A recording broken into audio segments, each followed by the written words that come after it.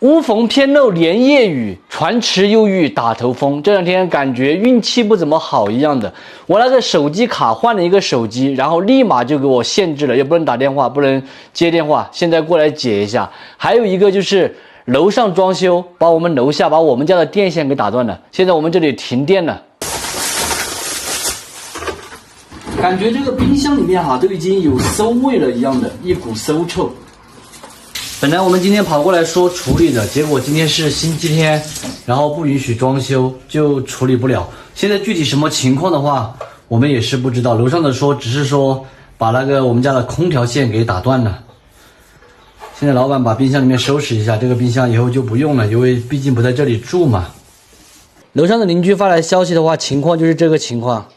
这里电线打断了，它这个孔的话应该起码得有30厘米长了。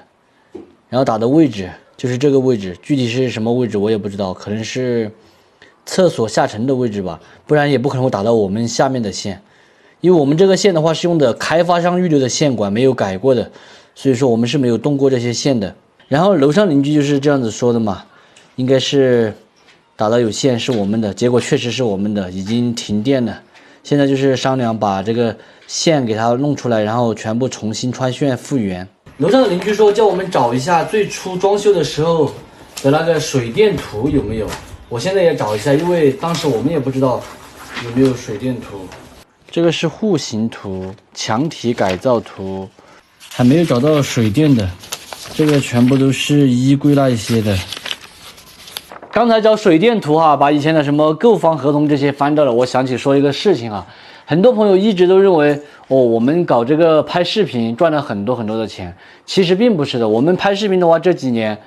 可以说是锦上添花，但你说赚了很多钱也不是，主要就是为了照顾家里面2个小孩子嘛。以前是1个，现在是2个。这个房子的话，我给大家看一下这个时间，我们是在2018年的4月几号买的？4月8号。实际上我们是在3月底的时候就已经付了定金了，只是合同是在4月8号签的。我做这个短视频是2018年1月份才做的，我不可能做3个月短视频就买一套房吧？3个月短视频，我记得当时第1个月是没有赚钱，第2个月赚了1000多块钱，第3个月的话赚了5000块钱，总共3个月就赚了6000块钱。就是在我买房的时候做短视频只赚了6000块钱。所以说这个房子不是做短视频买的，是在做短视频之前我们就已经买了。那个时候主要是赶上了一个互联网的风口嘛，在做其他的项目赚了一点钱，然后当时比较年轻，想法不成熟，正好高位接盘了这个房子，因为所有人都在买房嘛，所以正好我们手里面赚了一点钱，然后就想着也买一个房嘛，小孩子读书之类的。其实当时的考虑不是很周全，从各个方面来讲的话都考虑的不是很周全。如果是换做现在，那肯定考虑不一样的。就包括当时我们拍视频出来有很多网友都建议我们，他说有这个钱，你不如去重庆或者是去成都付一个首付，在这里全款的钱。其实那个时候那些朋友的建议是很对的，当然肯定每一个人都不能预知未来，当时的想法不一样。最主要的是因为当时我和老板2个人太年轻了，考虑问题的话不是很全面，所以买了这套房子。老板说这套房子他是不会卖的，这是他唯一的退路，也是他第一次房子装修的这个房子，他费了很多心血在这个里面，他有感情嘛，总之来说就是这样子的翻到这个合同我才想起，再给大家仔细的看一下这是2018年4月初就买的。所以说很多朋友老是说我们拍视频搞发了财，因为我们的家照顾小孩，说实在的就只能说个反正比打工稍微好一点。我们又没有什么团队，就是我和老板2个人每天加班，自己拍自己剪自己写创意这些嘛。这个房子从装修完到现在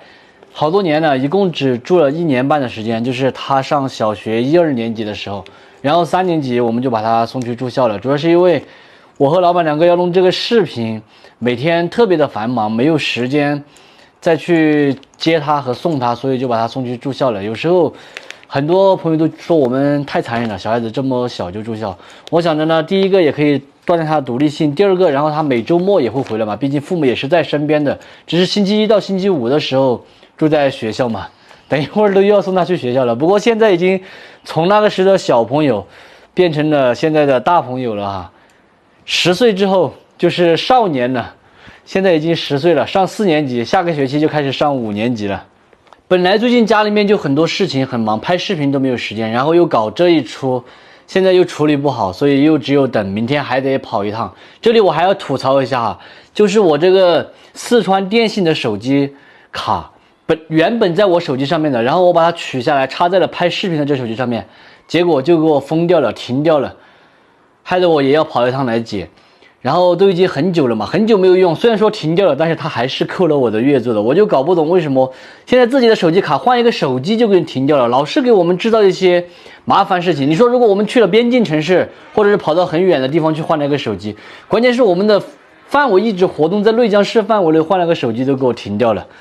哎，真的是麻烦事太多了哈！现在我要去送这个小孩子去学校了。